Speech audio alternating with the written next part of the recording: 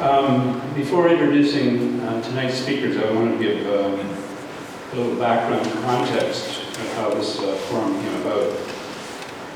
Last August, Forests Ontario, EACOM Timber Corporation, and Rione Advanced Materials organized a tour of a forestry and sawmill operation in Timmins. This technical forum is a follow-up to that tour to describe the journey from forest to building. This forum reflects an aspect of the potential collaboration between design and forest sciences facilitated by the forestry program becoming part of the Daniels faculty. Tonight's speakers, from Forests Ontario, 45 minutes will be Forests Ontario, 45 minutes will be Dave Bowick from Blackwell Engineering. We have two speakers for Forests Ontario, and they're going to be speaking together.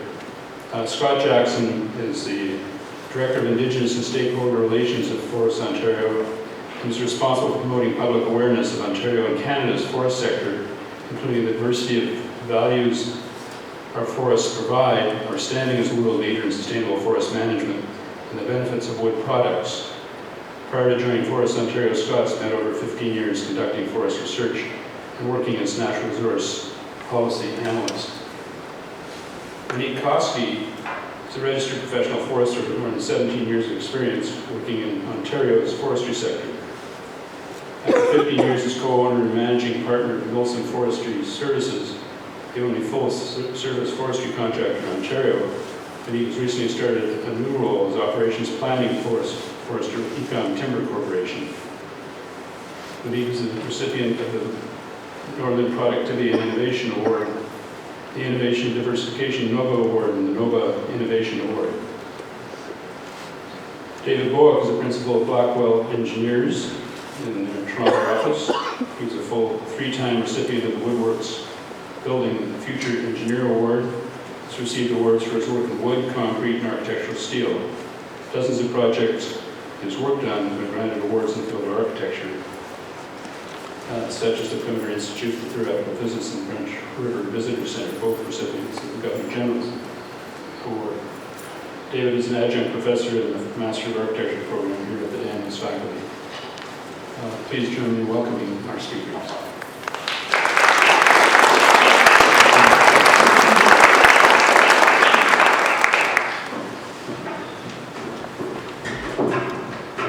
Thank you, David.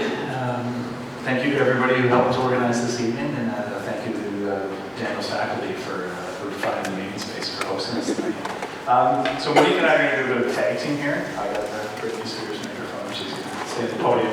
But we're going to alternate a little bit back and forth, and we're here to really just give you a bit of context around the forestry side. So where wood comes from, how we plan for how we conduct sustainable forest management, sort of as a precursor to building with wood as one of our most, if not our most sustainable resources. So, my name is Scott Jackson. I am the Director of Indigenous and Stakeholder Relations at Forests Ontario. We're a not-for-profit charitable organization.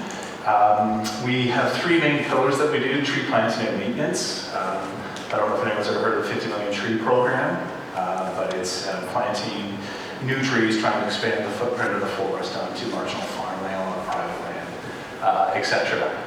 We also do a lot of forestry education and community engagement. It's really in these last 2 pillars that we're here to talk to you tonight. Just very quickly, public awareness is where I spend a lot of my time, and we have an initiative called the It Takes a Forest Initiative, and it's built on the saying, it takes a village to raise a child.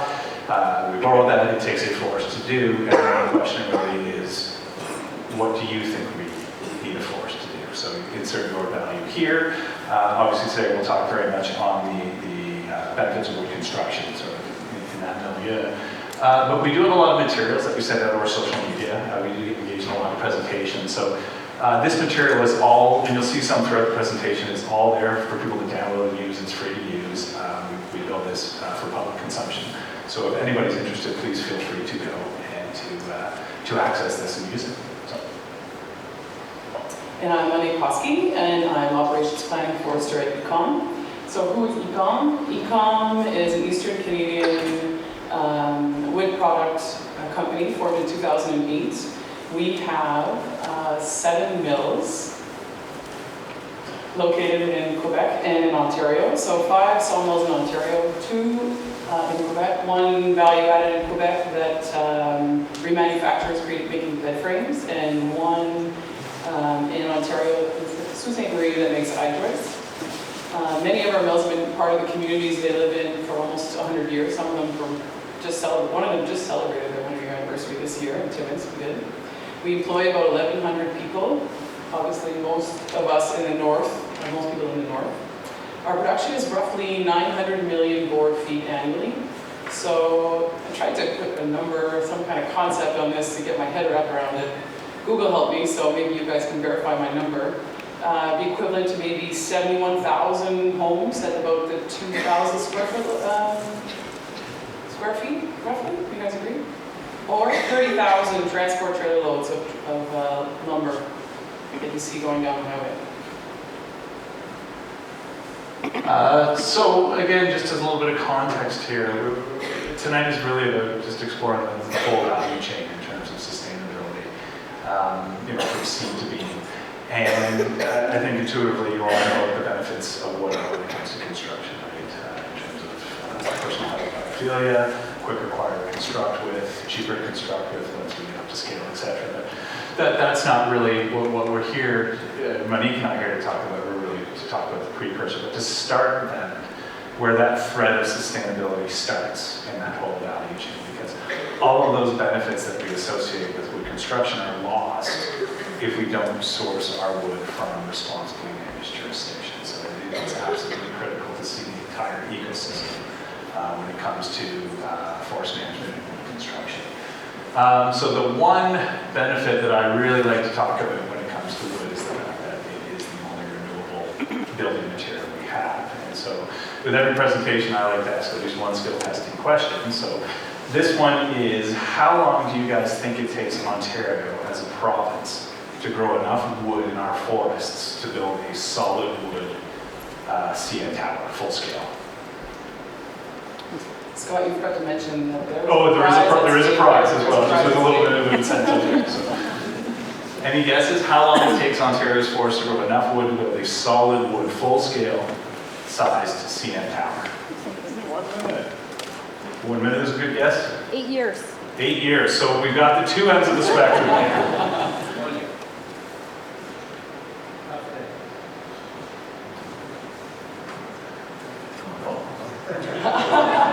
This was not rigged.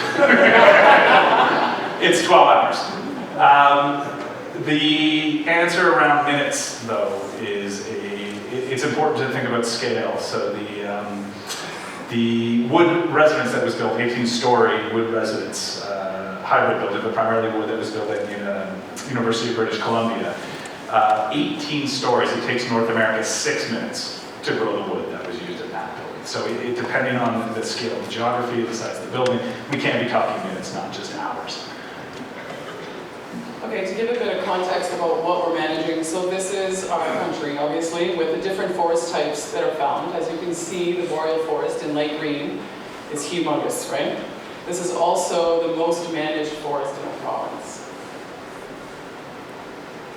So ownership of our province and the wood, as you can see here, belongs to the Crown, or the government, this brown color. And they give us very strict laws that we need to follow when we're managing their forests. So this, even more specifically, gives you an area of the intensely managed forest in our province by forestry companies. So just to build on that, the legislation that governs how we manage the entire regulatory framework is specific to that area in the province. So we like to talk in Ontario and Canada in general that we're very, very good at what we do when it comes to forest management. We like to call ourselves leaders in forest management, the most sustainable jurisdiction in forest management. But the logical questions are why and can you prove it? So on the why side, we're going to talk high level, but we're going to talk about a few elements that really drive how we do forest management in this province and across the country. And the first one is we really strive, and it's written into legislation, we have to emulate natural disturbance patterns. So we have to mimic the dynamics of the forest and how the forest would evolve over time if there was no anthropogenic disturbance. So what we have here is actually a snapshot of the northern boreal forest. So it would be this area somewhere up here that is not currently managed for wood products. And you can see the scale down here, that's 20 kilometers there. A lot of people intuitively in their mind expect this just to be uniform. They would think, well, if there's a forest and there's no anthropogenic disturbance, it's just going to be one large, continuous, homogeneous area. And that's not the case at all. So what you're looking at here is the darker green is the older forest, the brown, especially the darker brown, is the more recently disturbed forest. And you can see, both in pattern and in scale, that it's very heterogeneous in terms of the structure of our forest. And the reason for this is the boreal forest is a highly, highly disturbed forest. And can anyone guess what the primary natural disturbance agent is for the boreal forest? I don't price for that. Oh, lightning. It's fire, and naturally caused by lightning. So yeah, on average, I think about 100 years, somewhere between 100 and 150 years. Some areas will burn twice before one area burns once, but over time, every area within the forest is going to burn eventually. It is a dynamic, disturbance-driven system. And so by law, in Ontario and across Canada, we have to emulate those disturbance patterns. If you can see this is an aerial photo of a burn. You can see fires don't burn a nice square into the landscape. You can see there's residual retention, there's individual standing trees, there's green patches, there's dead and dying trees that are standing, there's individual trees. And that's what a natural fire would look like. So we try to emulate this when we do harvesting. And so you can see that there's the residual areas, there's peninsulas, there's the protection of advanced regeneration. So as much as we try to emulate natural disturbance, we also overlap social, economic, and other values on top of that. You can't just fully emulate natural disturbance because you can for all values. You can see the individual standing trees. You can see there's that heterogeneous structure. There's young forest in the background that's younger than this, but this is what we strive for. And that's just a view from the ground level of an operation that's still ongoing. So this is the wood that's been harvested and piled according to the product it's going to make and the mill it's going to go to. So this is in process. But this does not match with the image that a lot of people have when they think about forest operations. And they tend to think those 1970s pictures where you start at one end and you just go to the horizon. By law, you are not allowed to do that. And just to put this into scale at a put it into context at a landscape scale, this is Canada on this side, this is Ontario on this side. When you look at the forest as a whole, the extent to which we harvest the forest, the area that we harvest is much less than the natural disturbances that still occur. In some places we don't really combat fire and insect, in other places we do, but it's never 100%. Rule of thumb is we harvest less than 1/2 of 1% of the forest every year, and that's the managed forest. So if you were to start with one end and go to the other, which you do not do, but if you were, it would take over 200 years to go through the entire forest, which is a slightly longer time scale than that natural disturbance center. So this is an example, a very simplified example of an area that would be harvested. So as Scott said, we do manage using natural fire emulation, but we do also manage for other values that fire obviously does not. This is an example of 3 locations of birds' nests that would be found within a harvest area. So number 3 up there, it's a vacant bird nest, inactive. Number 2 is an alternative nest, so not the primary home location, and yes, there are many biologists included in this planning process that identify these values for us.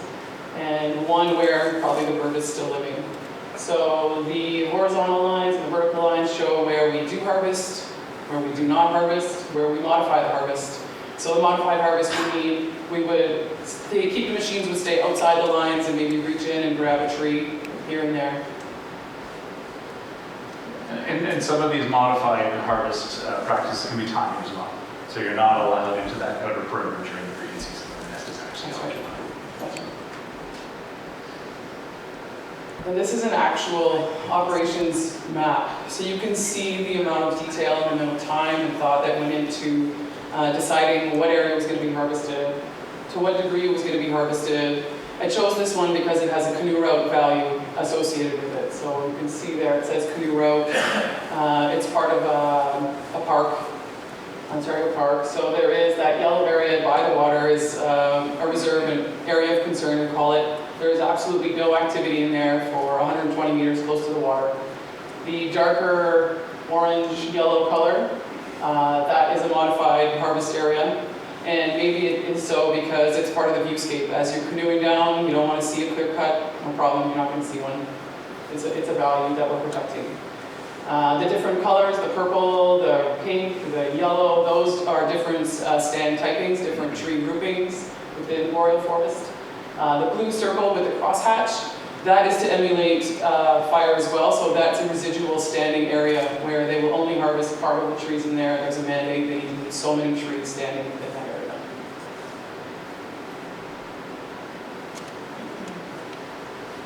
So regeneration, it's the law. So when a forestry company gets a license to harvest trees, they agree to pay two things. They agree to pay a stumpage fee and they agree to pay a regeneration fee. So the stumpage fee is basically the money for the trees that goes back to the government.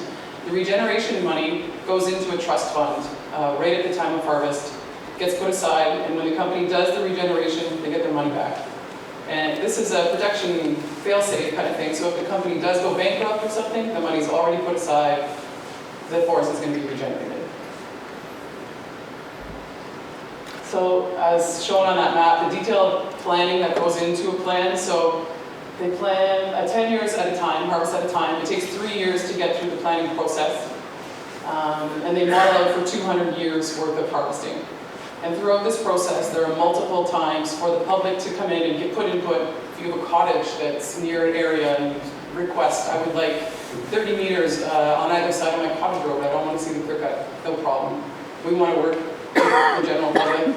Most of the time, we live and work in the same area. We want to do what's right by everyone. We need to get along. So Aboriginal communities come in, do consultations. Any kind of stakeholder has the opportunity to give input. And the whole basis for this 200+ year timeline is to get at that natural forest condition. So you have to model that to show this is how we're going to manage the forest over the next 200 years to show how we're going to either move closer to if the forest is moving away from that natural forest condition or maintain that natural forest condition. But as Monique said, you break that down into 10-year plans. You don't write a 200-year plan because a lot can change over 200 years. So you break that down into manageable time sections, which is the 10-year plan. So that at a high level is a little bit of the what we do in terms of sustainable forest management and why we like to talk about Ontario and Canada being a leader when it comes to sustainable forest management and production of products and buildings. But the second question I mentioned was the improve it. Can you improve it? And there are a lot of studies that have been done through Yale University and others that have compared Ontario and Canada to other jurisdictions, and they repeatedly find that it's our strong regulatory framework, it's those laws that we talked about, it's the fact that it's Crown land that really, really play an important role in terms of how well we manage our forests. But one of the other things we often like to talk about is something called certification. And what certification is there are reputable organizations out there that develop their own independent third-party standards. This is how they want to see the forest managed. These are the results they want to see at the end of forest management. It's a voluntary process. It was developed for market penetration. So if you can actually adhere to those third-party independent standards, you get to stamp your wood product, and then when it goes to market, you have access to international markets. And this has become extremely important. A lot of jurisdictions around the world will only import wood products that are actually certified to a reputable standard. And in Canada, we have 3 standards: the Canadian Standards Association, which you see on everything from hockey helmets to hair dryers, the Forest Stewardship Council, and the Sustainable Forestry Commission. All 3 of those are recognized around the world. All 3 are recognized across Europe. And it really is an important tool in terms of proving to the world the marketplace that you manage for sustainable. So in Canada, we actually have 37% of the world's certified forests, which you would expect the number to be big. We're a big country, we're a forest-rich country. We have a lot of natural resources, including forestry. But when you look at comparably sized jurisdictions like the US and Russia, we really stand out in terms of our ability to get certified. And a lot of that has to do with the strong regulatory framework that we operate under. It's not a huge leap to go from meeting the provincial requirements to getting this forest certification. But this becomes even more pronounced when you talk about how much of the world's forest resources we have overall. In Canada, we only have 9% of the world's forests, but we have 37% of the world's certified forests. So when people say, prove it, show that you're actually managing the forest sustainably, these are the statistics we like to trot ahead because it shows we're punching well above our limit. Bringing that down into the Ontario context, we have 2% of the world's forests in Ontario. We have 6% of the world's certified forests. So at a provincial level, punching well above our weight. And this is just a map showing that map that Monique had showed earlier that showed where we actually do forest management, active forest management in the province. This just shows some of the different systems and who's adhering to the system. It is actually a thing now where some companies are starting to get certified to more than one standard, just based on market demand, where they want to ship their products, that kind of thing. So some of you may notice this large gap in the middle here. This is associated with a company that went bankrupt during the global recession in 2008, so the certification that existed was lost. And the province is still working to find somebody to come in and manage that for us. Until you do, the province manages it, but they're not going to go and become certified. They just don't do it. So. We talked a little bit about other values, those social values, canoe routes, but don't want to lose sight of the economic importance of the forest sector in either Ontario or Canada. So this map on the left actually shows communities that are dependent on the forest sector for their economic well-being. It's part of their economic fabric. The darker red ones are the ones where forestry is just absolutely vital to the survival of that community. Not surprising, these are a lot of northern towns, a lot of northern municipalities, the so-called one-horse towns, where if the mill shuts down, the municipality can be in a lot of trouble. But it's important to note there are a lot of municipalities in southern Ontario that are very reliant on the forest sector. Maybe not as reliant, but they are reliant. And you do see a lot of remanufacturing, you see a lot of value added, you see a lot of cabinetry, furniture making, wood construction, those kinds of things. So when we talk about forestry and its importance, it really is through a provincial lens. At the national level, 24.6 billion, very important from an employment standpoint. One of the questions we had when we were sort of putting this all together was we got a question like, we always see those stamps on the wall. What on earth do those things mean? This is actually the grading. These are grading stamps that tell you the quality of the wood. So sort of from a construction standpoint. The number here is 2. That's so grade 1, grade 2, grade 3. So this is grade 2 lumber. Has certain structural properties to it. The SPF stands for spruce pine fir, which means it came from a spruce pine fir forest. The NLGA is the National Lumber Grading Association. They're actually a national umbrella organization that then accredits smaller organizations that actually go out and do it. And that's what the CLA is. That's Canadian Lumbermen's Association. CSI is the Canadian Softwood Inspection Agency. Yeah. Okay. KD means kiln dried. HG means heat treated. And then the number here really just refers to the mill that is inspected under that given system. And then there's other opportunities. You can timestamp it. People can do whatever they want. We're not allowed to use the certification logos without explicit permission, but you will see those sort of SFI, FSC, CSA stamped directly on the lumber. For paper, it's typically on the packaging.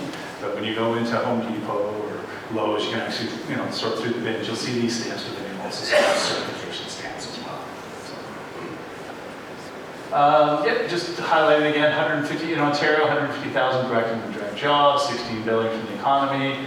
Right now, we really do export most of our wood to the United States. 96% flows across the border.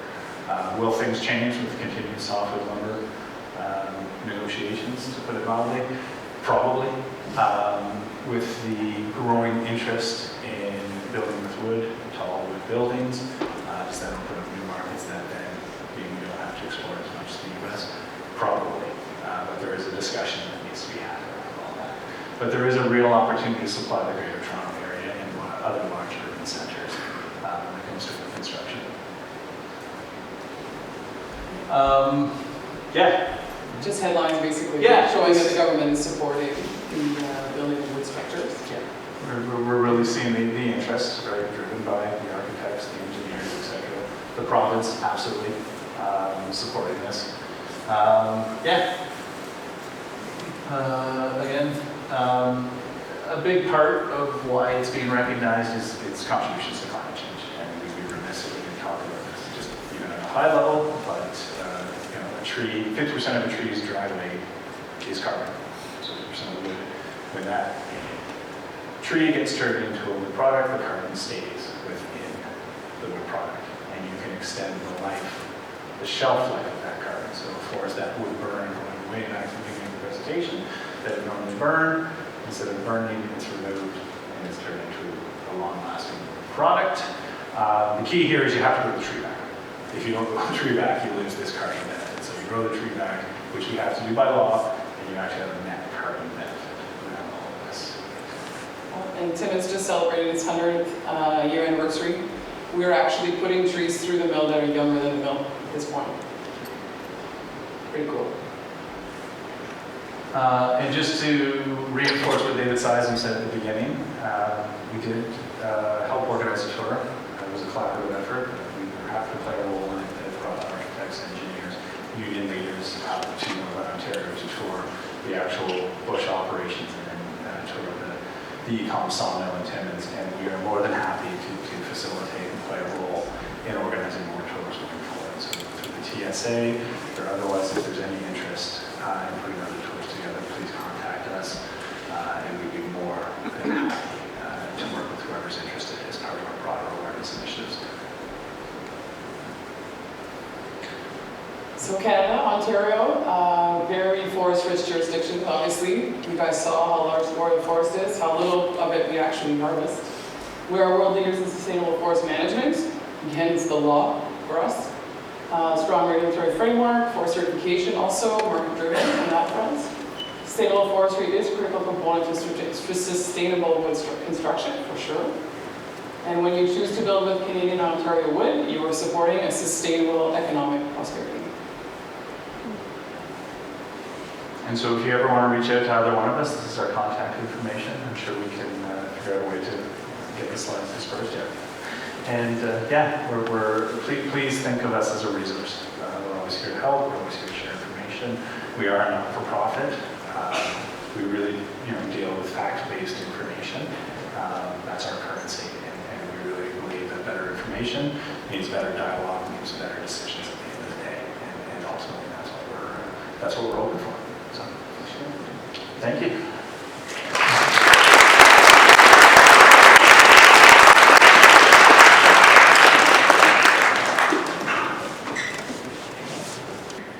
Well, thank you all for welcoming me, and thank you to the TSA for organizing this. Is an exciting event. I have to say that seeing the forestry side of this, I am more inspired to build with wood. I thought I was just doing it because it's nice, but now it's nice and good. So I'm going to talk to you. This is a professional audience. You're all here, so you're all already interested in wood. You're interested in mass timber, which means that it's actually, when David Seisman asked me to do this, I thought, sure, I can talk about mass timber all day long. And then I realized that finding something fresh to say to an audience of people who are already knowledgeable is actually quite challenging. So I decided to forgive myself. I'll say a bunch of things that you've already heard, because the same message repackaged can be interesting. and then try and leave you with some things maybe you haven't thought of or haven't heard before as well. I decided to focus the talk on mid-rise and high-rise floor systems. Not because it's the only thing we can do in mass timber, but it's we're doing so many mid-rise and high-rise, and so many of them are on the books in early days, and it's so new trying to decide what systems to use and how to make those decisions that it seemed to be an interesting thing to talk about. Oops. There's a little forward arrow that is not actually a touch screen. So, if we want to understand what mass timber is, we've got to start by understanding what heavy timber is. Heavy timber is something very specific, has a specific definition under the building code. It consists of solid wood elements, minimum dimensions, 140 millimeters for columns, 89 millimeters for beams, so 4x elements for beams, 64 millimeters for floor decks, 38 millimeters for roof decks.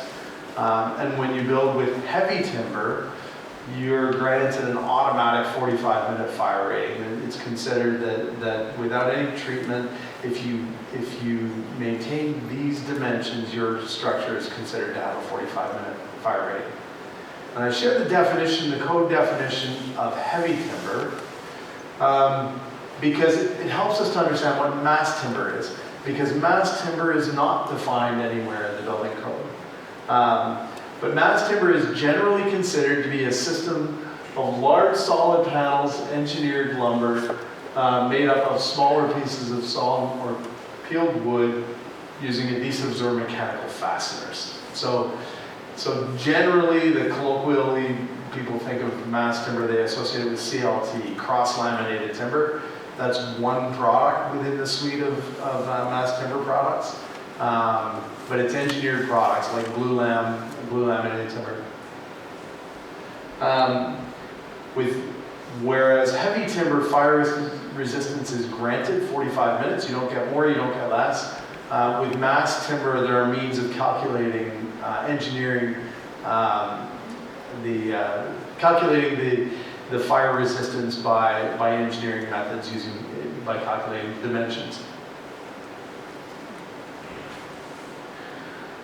So a few questions have come up. What do you do about fire? What do you do about rot? What about costs? What about codes? And what about strength? So if you're thinking about starting to build a project in mass timber, these are the things you would want to address. There are an awful lot of misconceptions about mass timber or wood and fire. And if anybody's ever tried to build a campfire, you know that if you try and light a log, forget it. You can sit there all day with a blowtorch on a log. It will not light. It'll self-extinguish as soon as you try to take the fire away. Wood will not. Steve Kraft is a good buddy of mine. He's a fire engineer. He told me once that wood will not sustain combustion in the absence of a re-radiating surface. So a re-radiating surface is a corner. It'll burn in a corner. It's between two joists. They'll radiate off of each other. But a flat panel of wood will self-extinguish as soon as you take the external source of fuel away. That property makes wood actually extremely fire safe. Beautiful image from a fire, which I could not find the source of. Someone told me at one point this was from the Great San Francisco Fire, so we're just going to go with that. But this is a charred wood beam supporting steel that is turned to spaghetti in the presence of a fire, and there's the wood holding it up. Wood sustains, the way wood self-fire protects is as it burns and forms a layer of char, and that char is an insulator, and it will control the rate of penetration of burning to something that's quite fixed and quite predictable. So it's roughly 40 millimeters per hour is the depth of char penetration, and that's what we lose in a fire. And so if we want our beam to stand up there for 2 hours, we would put an extra 80 millimeters of wood on it. And then we would know there would be a solid core left that was capable of sustaining the loads. This is a wonderful image from a tragedy, and this is the Triangle Shirtwaist Factory Fire in 1911. 146 people were killed, all women, all garment workers. Tragic fire, one of the worst industrial fires in U.S. history. All of the fatalities came from exits being blocked, doors swinging the wrong way, the number of exits. But what we can see on the right is that's the building after the fire. The mass timber building, you can see the layer of char on the deck, the layer of char on the beams. The hazard was not the structure. The structure performed exactly as it was supposed to. It withstood the loads for the duration of the fire and contributed very little to the fuel of the fire.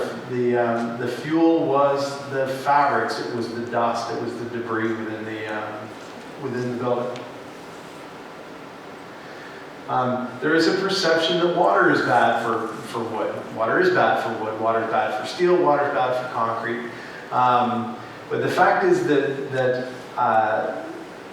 rot or decay comes from the growth of fungus within the wood.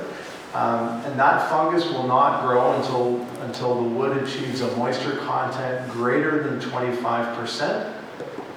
Moisture content greater than 25% happens at an atmospheric humidity of about 100%. So there is no normal operating humidity level that's problematic for wood. Wood is actually extremely water or extremely humidity tolerant. So what the wood really needs liquid water to decay. And one of the nice things about wood is it's got a very low heat capacity and very low thermal conductance, which means that it doesn't promote the development of dew and condensation. So even when things get very cold and very humid, you don't tend to get a lot of condensation on wood. So the presence, unless you have a leaky roof or a leaky faucet, the presence of water in a building is very unlikely, and it's easily managed. Concerns are raised about cost. This report commissioned by National Research Council, done by Hanscom and Koski Consultant, studied a number of building designs and found that the mass timber building, in fact, was lower cost than the comparable concrete building. Now this is one study about one building type that was optimized. If you build unoptimized wood, you're going to be more expensive than optimized concrete, certainly. And anecdotally, we hear cost differences in the range of 15% premium on the structure to build in mass timber.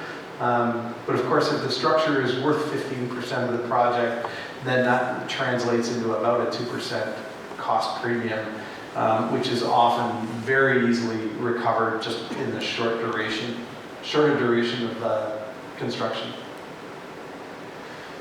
This is a diagram that I find absolutely fascinating because we like to compare strengths. Steel is an extremely strong material, of course, as we know. We perceive concrete as an extremely strong material. We perceive wood, because we've all picked up a stick and broken it, we think of wood as less strong. This diagram shows strength and stiffness density. So if we take the strength divided by the mass density of the material, what we can see is that steel and wood and softwoods are almost the same. That the load carrying capacity per kilogram of material is about the same for softwood as it is for steel, for common structural steels, and substantially better than even concrete, which we associate with such great strength and durability.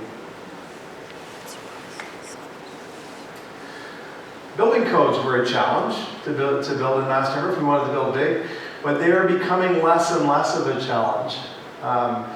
In 2012, the Ontario Building Code began permitting 6-story light wood frame buildings. In 2020, we're anticipating that the National Building Code will allow up to 12 stories in encapsulated mass timber, or partially, sort of with some limited exposure. in mass timber will be permitted by rights by the National Building Code, which would be adopted in Ontario probably about 2 years later. And the 2021 International Building Code, they're looking at 18 stories in 2021 in the US, encapsulated, 12 stories partially exposed, and 8 stories fully exposed mass timber. So the barriers are falling very quickly.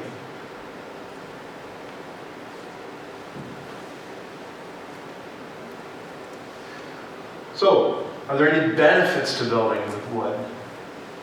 We've identified the constraints, the challenges of building with wood. Let's look at the benefits. Well, far and away, the greatest benefit to building with wood is the sustainability.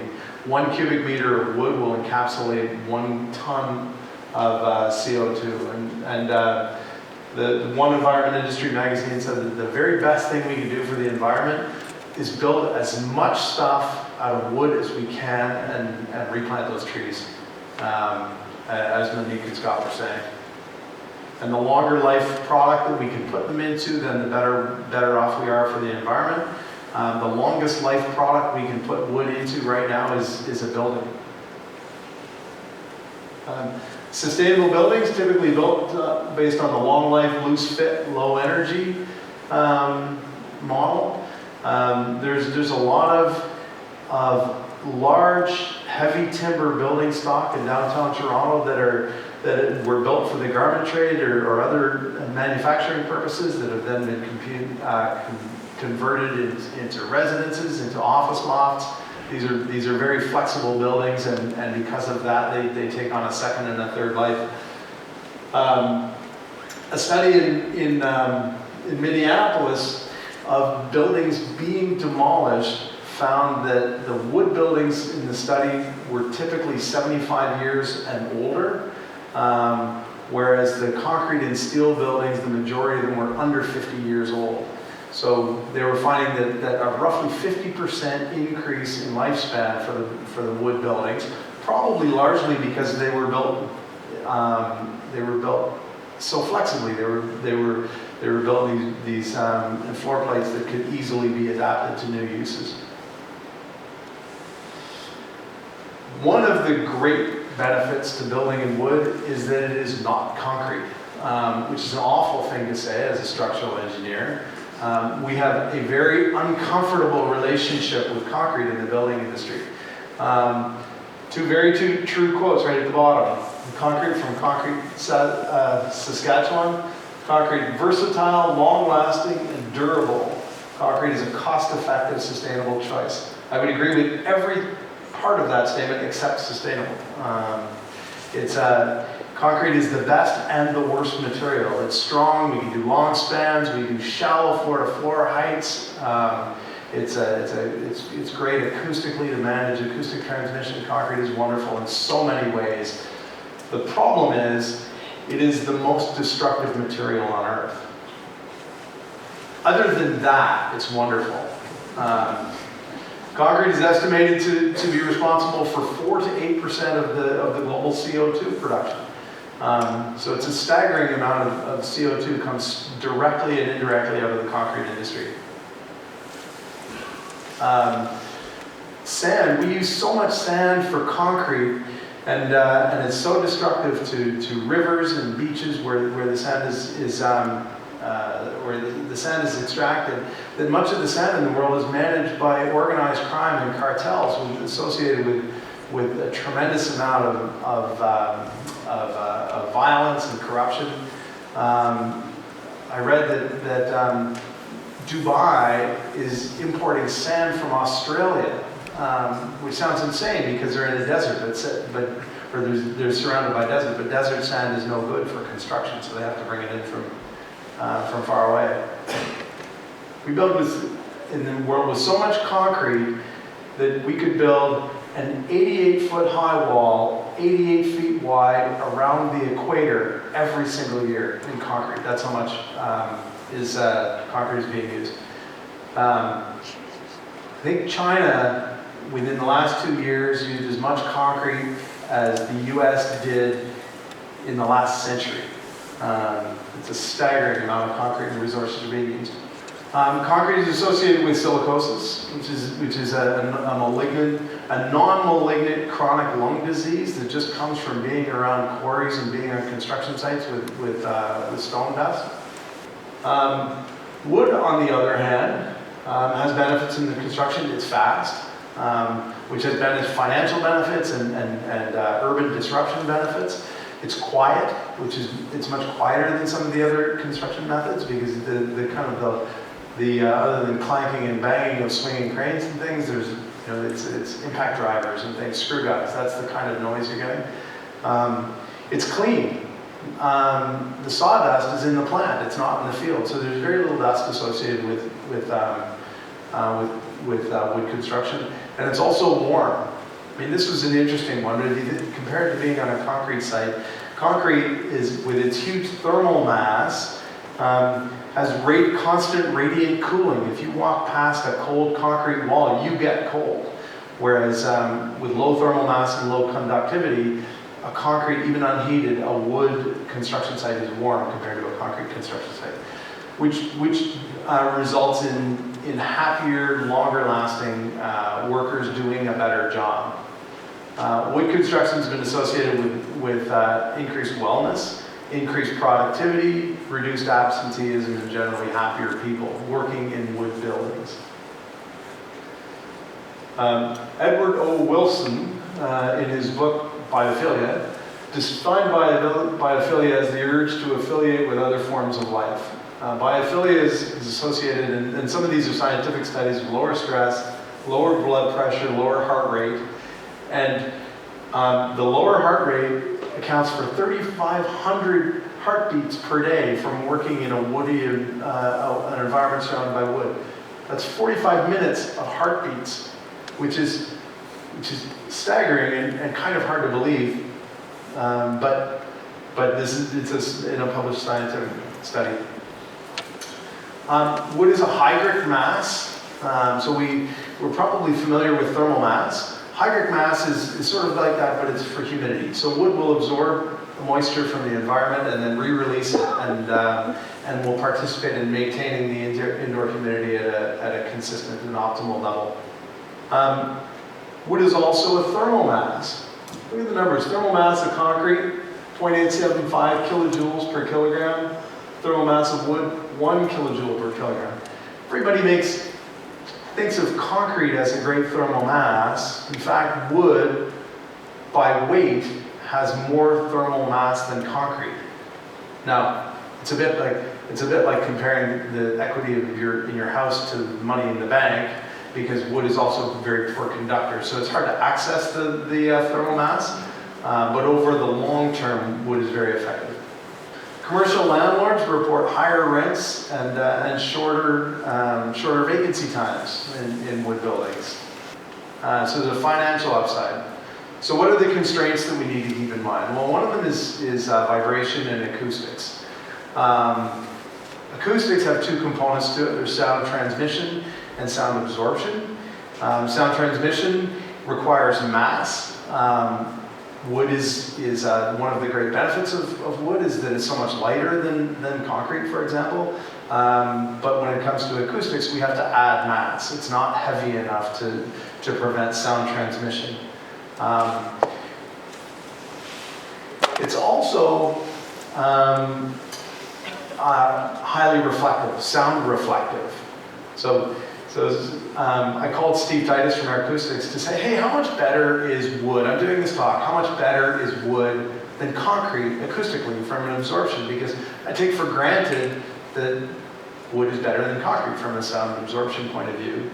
And he pointed out that wood benefits, maybe I'll go back here. Wood benefits from the effects of psychoacoustic perception. That because wood is a warm material, we presume that it performs better acoustically, and in fact it doesn't. Here's the statistics. The noise reduction coefficient for wood is not as good as concrete. So it's a very reflective material, and so we need to manage that. Fortunately, there's lots of products available for managing acoustic reflection. And we can fairly easily manage the sound transmission as well by adding concrete, or adding our great friend concrete, just to add mass to the system. One of the constraints is shrinkage. So people are very concerned about the fact that wood is not dimensionally stable. As it seasons and loses humidity, it gets smaller, and we need to accommodate the change in dimension. Fortunately, those movements are comparable to the other movements. So we're already used to a beam sagging 20 millimeters over a window, and we deal with that in a deflection gap. The strategies we use to manage elastic movement are the same strategies we use to manage dimensional instability in wood. So we know how to deal with it. Another constraint is beam shadows. We're in an office building, my office, that is a flat slab. So drop panels and capitals, we get wonderful light penetration, lots of glazing. This is 322 King, KPMB's old office, and the first bay in, lots of light, second bay in is much darker already, and the beam shadowing effect reduced light very quickly. Many of you are quite familiar with this wonderful Alvar Aalto project, the Villa Madeira. And you can see the impact of not having beams and the depth of light penetration. So beam shadowing is something we've got to be aware of when we're dealing with wood. So what are the systems? This is the thing I promised to talk about. What are the systems that we can use in wood? And there are lots. I started saying, well, I'm going to identify the half a dozen systems and compare them and talk about the relative benefits. And then I'll throw in one or two that are kind of fun and fanciful. And I quickly ran out of time, and because there were so many. One of the most common systems, if there was a default systems, it would be the long beam short deck system. Any system that is isotropic, same properties in both directions, favors a square bay. So a cast and place concrete system, a 9x9 bay is a default. Anything that is non-isotropic or orthotropic, I guess, favors an unequal bay. So we would generally have a long bay, short bay, if we want to optimize something in wood, because we're always stacking a thing that goes this way on top of a thing that goes this way on top of a thing that goes this way. So if we're talking about beams and deck, so the deck would be big panels, they might be cross-laminated timber, nail-laminated timber. Our optimal system will be orient the beams in the long direction, because beams are deep and so they resist bending effectively. Orient the deck in the short direction, because that will save on material. I should say that so much of this, the economics of construction and mass timber are quite different from what we're used to in steel and concrete. That 2/3 of the cost of timber construction is in the volume of fiber that we're actually buying. And so the system that reduces the amount of material is going to be the economic system. And Gary Williams told me one time that whatever system has the cheapest deck will be the cheapest system. Which sounds funny because the deck is the cheap part. And it is the cheap part, but there's so much of it compared to the beams that the deck controls the cost. So if we want an economical timber system, span your deck in the short direction, span your beams in the long direction. The disadvantage is that will give you the deepest system. If we favor a shallower system over economy, then we would do the opposite. We'd span the deck in the long direction, the beam in the short direction. And you might wonder, when would that be the case? Well, once you're dealing with mid-rise, that is the case. We are always constrained in depth. We're trying to squeeze 6 stories into, and try and get that top level under the 18-meter limit. We are really trying to squeeze our depth, and that becomes one of the drivers. The system that is generally going to be the most economical from a wood fiber point of view is going to be beams and girders. because that will always give us the thinnest possible deck. So if we're using CLT, we know it'll be 105 millimeter CLT, because that will determine the spacing of the beams, and then the girders will pick up the beams. So we optimize the spacing of the beams, and then we use girders to take those loads to the columns. Every once in a while, it's not convenient to have an asymmetric bay. So we might say that we want a 7 meter by 7 meter bay. And we might say that we don't want a dominant direction. I mean, it's funny, we draw floor plans, but what affects our perception of space is the ceiling. And the organization of the space. Like psychologically, we organize ourselves around the ceiling. And so a system that with two-way beams is kind of democratic in its orientation. It doesn't impose an order on the space, and allows us to have equal bays in both directions. And we do this by flipping the orientation of the deck panel. We put beams in both directions, and we stagger the orientation of the deck so that every beam carries the same amount of load regardless of orientation. That allows us to do a square bay, and because each beam now, compared to a one-way system, each beam has half the load, so the beams are generally smaller. Point-supported CLT. Many of you are probably familiar with the Brock Commons project, the 18-story student residence in BC. Is point-supported CLT. CLT is cross-laminated timber. It's strong in both directions, and because of that, because it's strong in two directions, it can be a two-way system. We don't have to have beams. Sounds like a panacea until you realize that the panels are only 8 feet wide or 3 meters wide at the most, which means that whatever your bay size is, one direction you've got to have columns at 3 meters, which really imposes a real constraint on space planning. Now, if you're a student residence, that's fine. So point-supported CLT for very tight programming is fine, and winds up being a very, very shallow structural system.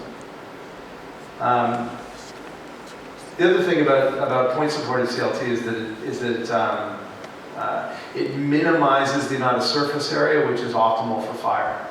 If we want to constrain the depth of our structural system, which we do, we're trying to build as many floors as we can below our high-rise or our mid-rise limit. One way we might do this is using wide flat beams with the beams below the deck. So using wide flat beams, they're less efficient, and so we use more volume of timber, but they're shallower, and that's a plus. The thing to bear in mind with this is that if the span of the beam or of the deck appears to be this, because that's the distance between the beams. But if we load the beams right on the edge, if we load the beam right on the edge, the beam will topple over. So what we need to do is we need to span the deck to the middle of the beam. So even though the beam is wide, it doesn't actually shorten the span of the deck. The deck spans to the center of the beam, but because the beam is wide, it can be shallow. Another system that we can use is wide flat beams, but put the beams on top of the deck and hang the deck from the beams. Structurally, it's identical to the previous one in terms of its performance. The benefit of this is that we have no beams. So from a distribution of services, this is positive, and from beam shadowing, this is positive. What it does constrain us to, though, is that we have to build up our floor in between. So that can be used for distribution of services in the cavity above the floor. We can fill it with styrofoam billets. We can do any number of things to fill that space. Third option is wide flat beams flush with the deck. This is the system that was proposed by Fastenap and Moriano Tashima for the George Bound project, or a variant of this. So we put the deck in the same plane as our wide flat beam, and the trouble with this, as I described earlier is that when you load the edge of your beam, the beam wants to topple over. And the constraint that results is that we need columns that are almost as wide as our beams. Because if our column isn't wide, then the beam just topples over. But we do wind up with a very shallow floor system. This is a staggered deck system. So we alternate, we have thin deck stacked one on top of the other, and then make them a bit like corrugated cardboard. And so we get the benefit of the profile without having to have the volume. We need a very dense array of screws along that narrow overlap, because that joint has to transfer shear. But it's suitable for very long spans. It's really effective system in that respect, and gives you these gaps underneath for distribution of services, underneath and above. This is a system that our office is developing, voided concrete timber composite. So it's a concrete timber composite, concrete on top, timber on the bottom, roughly equal thicknesses. The voided part, there are plastic bubbles cast into the timber, simply to take away 30% of the concrete, and no other reason than that. The concrete is not effective where it's close to the neutral axis. Where we need the concrete is up on the edges. So we cast in big bubbles to take away as much of it as possible. This lends itself well to an asymmetric bay, so a 6x9 bay, for example. And the great advantage of this system is that in the 6-meter direction, the concrete will act as a wide flat beam and carry all the load independent of the wood. In the short direction, in the long direction, the concrete and the wood act together. I should point out that the wood doesn't give you any benefit perpendicular to its grain, and it doesn't give you any benefit when you cross a joint. But in the long direction, you're parallel to the wood grain, and making the wood and concrete composite is a tremendous benefit. So we wind up with the concrete doing the work of the beam, the concrete sharing the burden with the wood to stretch out the span, and we get rid of the beam down below, which has the benefit of eliminating beam shadows and allowing distribution of surfaces. And we wind up with very long spans for a very shallow structure. The other, I guess, benefit of this is that by tuning the balance of the wood and concrete, we can accommodate a variety of different conditions. So where we have a transfer condition, for example, a column coming down, sitting on it, whereas in wood we would have to introduce this, in an all-wood system we might have to introduce a steel beam. In a composite concrete wood system, we can thin the wood locally and have a thick concrete topping. From below it looks the same, the thickness is the same, but we can accommodate that heavy load. Little model of a segment of it. This is a project that we're doing with BNCK, Jonathan? BNCK Architects. This is a Pico Delta beam. This is another solution to the depth problem. This is a steel beam that's kind of hat-shaped with a wide bottom flange. The mass timber sits on the bottom flange. A concrete topping is poured on and acts fully composite with, so that the beam direction is a steel hat-shaped beam incorporating the concrete topping in a composite fashion, and in the opposite direction, of course, it's mass timber. So this is a very economical and very effective way of developing a very shallow system. Rebar is put inside the steel beam so that, and then it's all encased in concrete, so that in the event of a fire, the rebar is carrying the load and not the bottom flange of the steel, and so the bottom flange need be fire rated.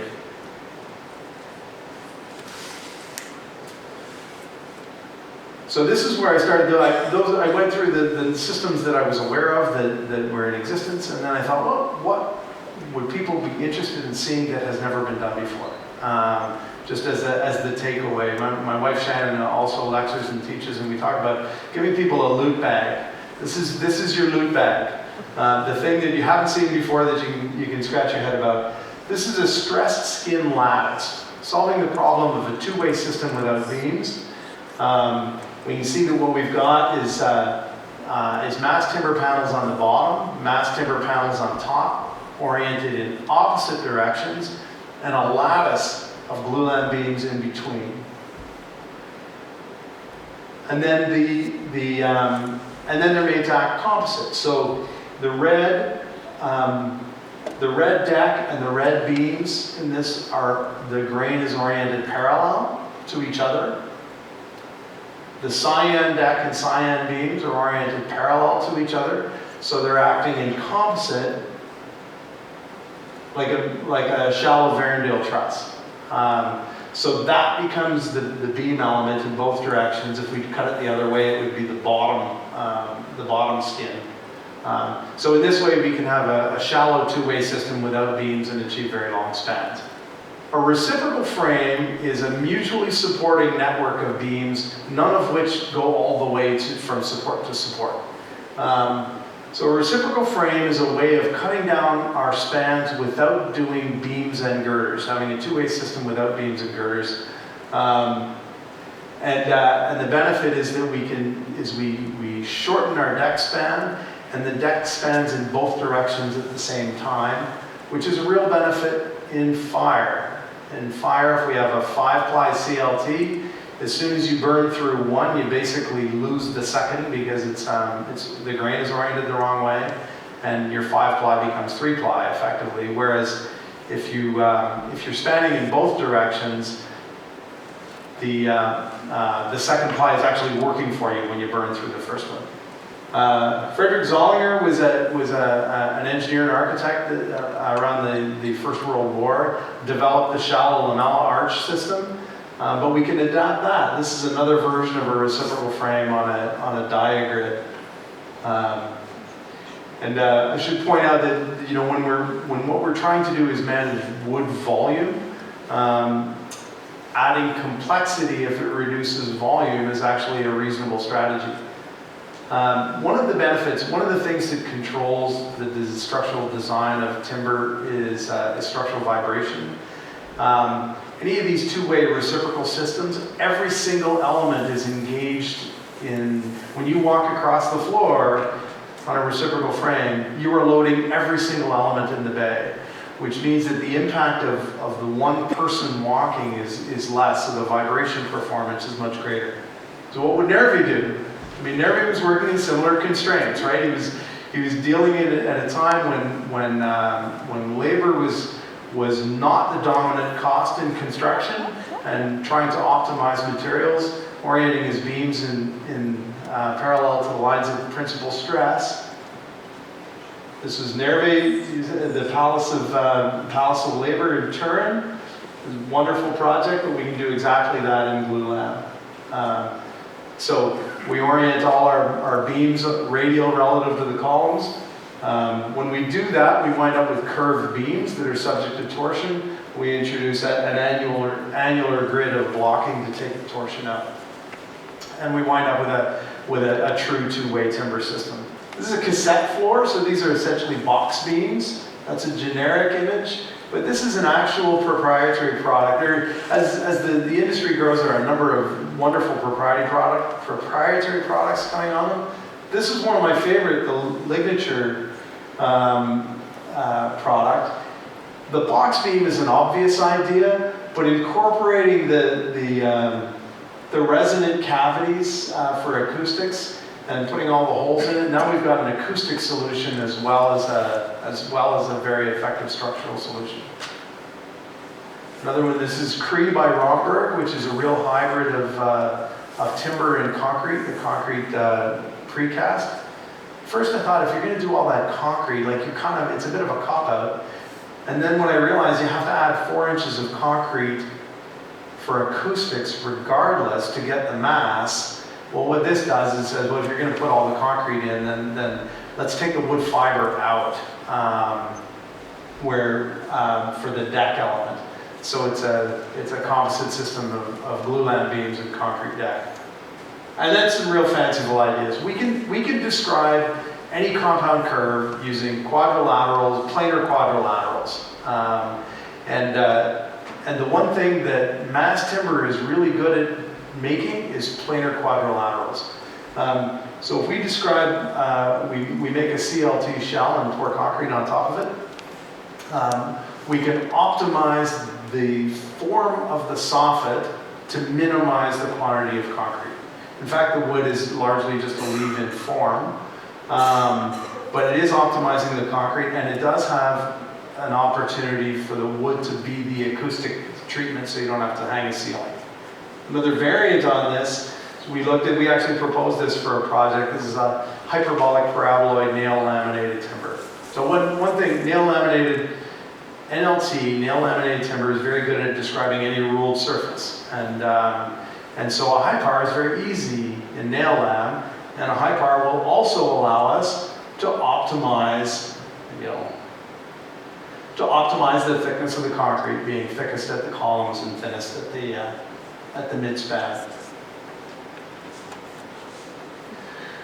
So I think I have probably used up all our time, so I'm just going to flick through it, and I'll try and be very quick because I know that I went over. There's some wonderful mass timber projects in Toronto right now, and around the world, of course, but I'll show you some of the Toronto ones. Shoppers Drug Mart, Yonge Street, Brooke McElroy. This would have been the first commercial building if they had been on time. Now it's late, and so it's not the first.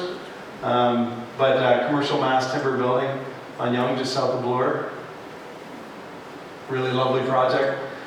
This is the first commercial mass timber building, 80 Atlantic with Quadrangle and RJC engineers. So a 5-story project.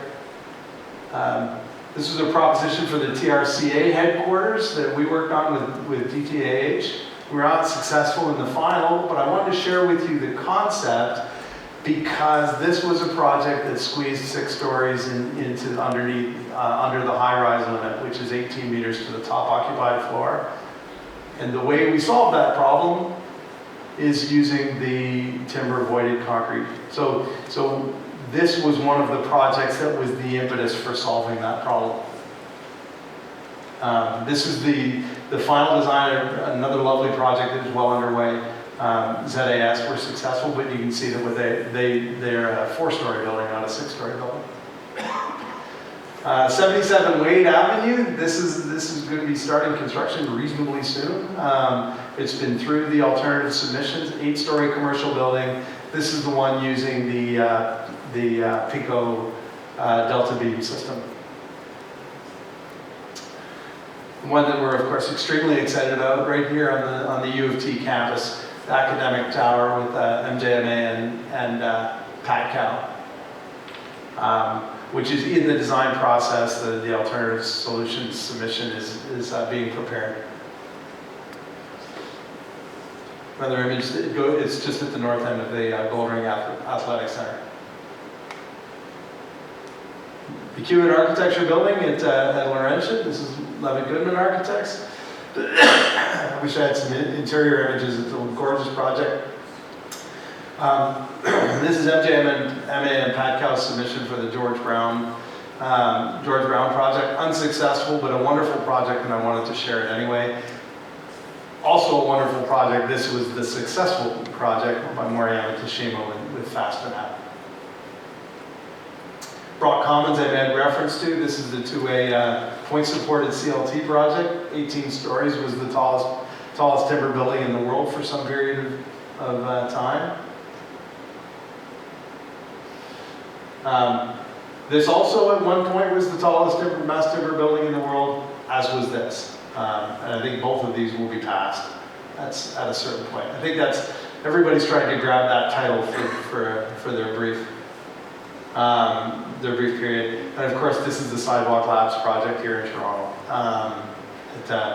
Who knows what it'll end up looking like in the end, but it'll have lots of big mass timber buildings. So we are behind Europe, but our industry is making great strides and doing great things.